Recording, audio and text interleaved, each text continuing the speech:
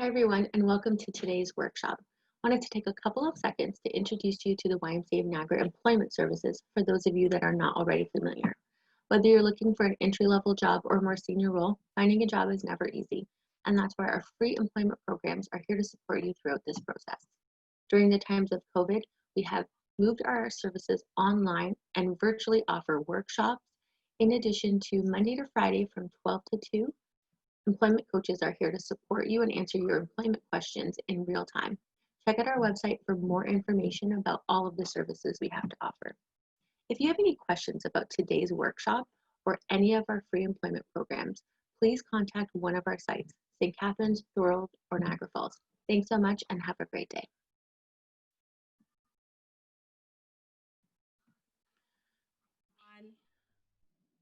Hi, my name is Jane and I'm an employment coach at the St. Catharines location. Hi, my name is Jennifer. I'm an employment coach at our Niagara Falls location. And today we're here to talk about online safety tips and keeping you safe during your virtual job search. Did you know that there is actually a task force dedicated to researching and investigating fraudulent websites and job ads? As of April 30th, 2020, there were already almost 19,000 cases reported, over 6,600 victims, and $22 million lost in fraud. Our agenda for today includes the following: types of scams, validating a job ad and company, tips for job searching and protecting your identity. The kinds of scams we're going to talk about today is money laundering, identity theft, advanced fee fraud, and human trafficking. Money laundering usually is solicited via email, social media, or job sites. Usually what happens with money laundering is an employer will make an offer to you and they will mail a check to your home and request that you cash it. They will ask you then to purchase items with that money and either send gifts back to potential clients or to a specific address. And if there is an overpayment or you haven't spent all the money, to send it back to them. I'm going to actually read a quick job ad that may be a money laundering ad. Dear participant, Company X has been engaged by a money transfer company to reveal the consumer performance levels of their many agent locations. This is a result of consumer complaints throughout the region of Canada. Money Transfer Company is a company that has been providing value-oriented services to its consumers, employees, and communities for over a decade. They are in business of electronically sending money from one fixed location to another, and most transactions are instant. This service is highly competitive, and certain principles have to be maintained and improved to be amongst the best. The aim of this training is to observe and evaluate the efficiency of each money transfer company location and whenever these services are available. Your task is to pose as a customer, sending funds to a friend or family member. We will provide you with the receiver's name from the regional offices. If you wish to continue, we'll be sent identical performance level tests 2 to 4 times weekly. It is very important to contact your representative before depositing your assignment funds. So in this case, what they're asking you to do is to transfer money. They will send money and put it into your account. You will then transfer the money to another account, and they will pay you a fee or a commission of $110. So in this case, it is going from one party to a third party, which in that case would be considered money laundering, as there's no trail to take it back to the original person. Personal information or identity theft is a serious crime where personal information, anything from your name, your driver's license, or your social insurance number has been stolen. With your social insurance number, someone can easily obtain false lines of credit, etc. They usually connect by email, social media, or LinkedIn, Indeed, and other means. How do they steal this information? Well, they ask us for the following before a job offer has been made: personal documents, such as your passport or your social insurance number, bank accounts, and financial stability. We'll take a look at an example. So work from home. Applicants must be able to work from a remote access point. Our strategy for progress, we're looking to hire nationally because the company is looking to expand. You can schedule your own hours because the working hours are flexible. When working from home, you have the ability to choose your location. One might choose to work on the beach with internet connection. Travel wouldn't be necessary, only when company's anniversary is taking place. Click here to learn more. Freedom at home 5954978@yahoo.com. As we can see, there are grammatical errors in this document. There's the promise of working from anywhere that we might like to work as long as we have an internet connection. And the email address that is provided is not a company email address. Okay, and now we're going to talk about advanced fee fraud. Advanced fee fraud is basically offering you employment contingent upon you, I guess, purchasing certain items, usually is how it works. You will receive unsolicited offers from social media or other job search sites. So for example, if you do have your resume posted on Indeed, you may receive an email from somebody offering you employment.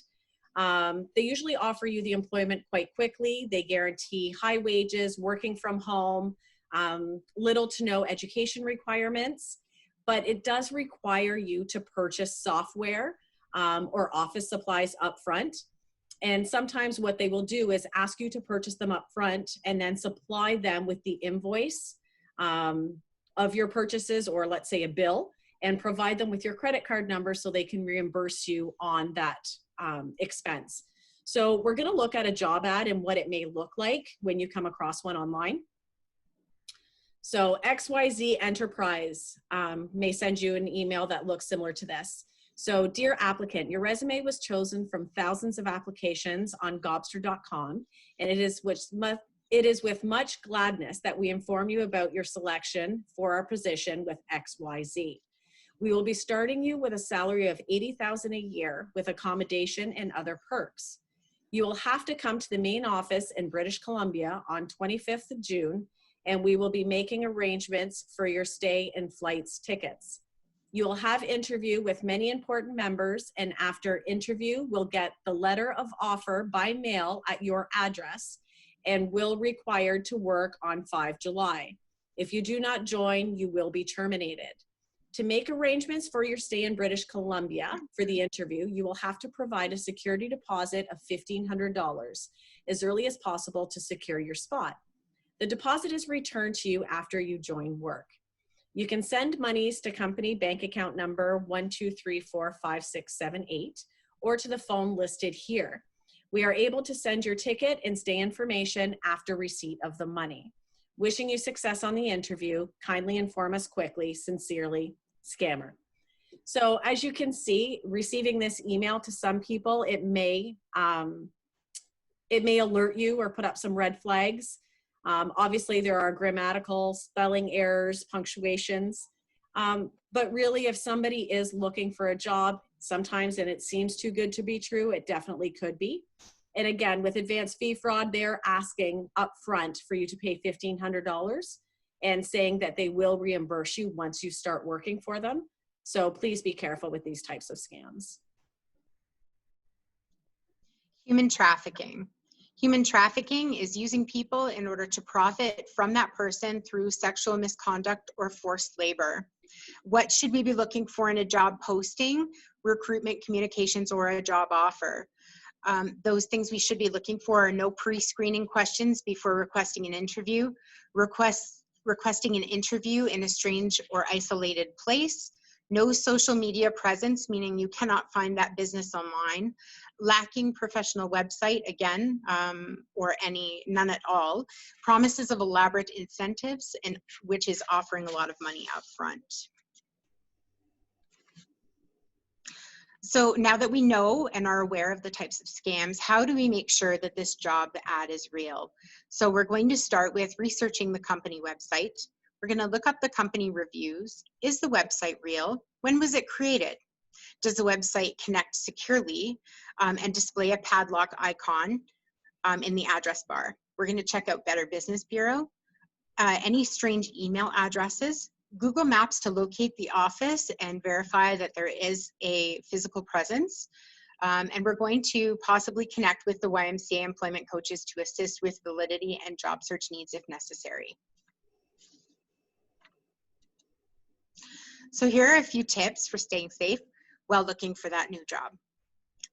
Resume. If using a job search site, limit your personal information. Decide if you'll put your address on it, or maybe you'll just put your email.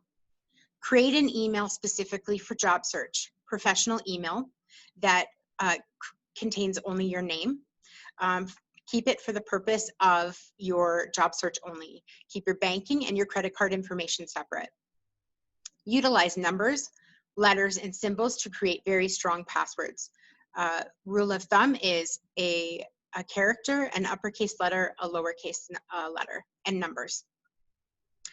Do not list your birth date on social media. It's recommended by the Canadian Anti-Fraud Centre that you remove your birth date from social media in order to further protect you from identity theft while you job search. So now we're going to talk about protecting your identity and what the most valuable pieces of your ID are.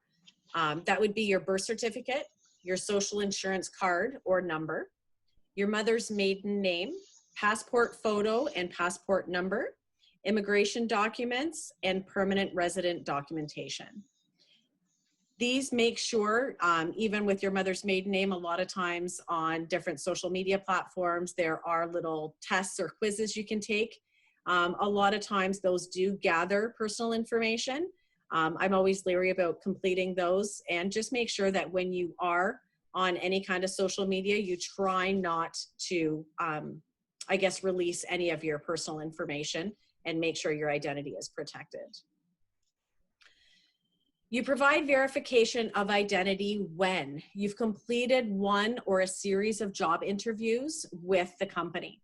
An offer in employment has made, you have a contract in front of you, you meet the employer, you go over the contract. And even then, your social insurance number is necessary, for payroll purposes. They will be giving you tax forms, federal and provincial tax forms to fill out. And once again, it will require your social insurance number.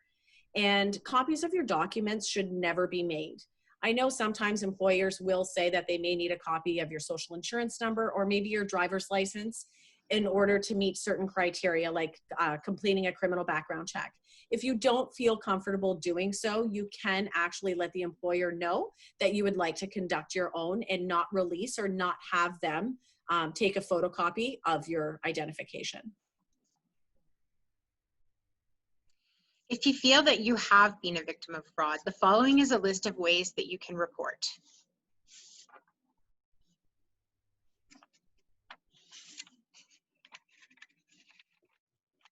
Remember, no one is perfect, so these are just steps to assist you in determining whether to apply for the position, and also to be choosy as to what information you share online. And our hope is that the information that you've received today will assist you in making a more informed decision as you job search. So thank you very much for attending. If you have any further questions, you can reach us at any of the following locations, or you can follow us on Facebook for up-to-date information and job fair information. And you can also connect to us on YouTube, YMCA of Niagara and Oakville. Thank you very much. Thank you, everyone.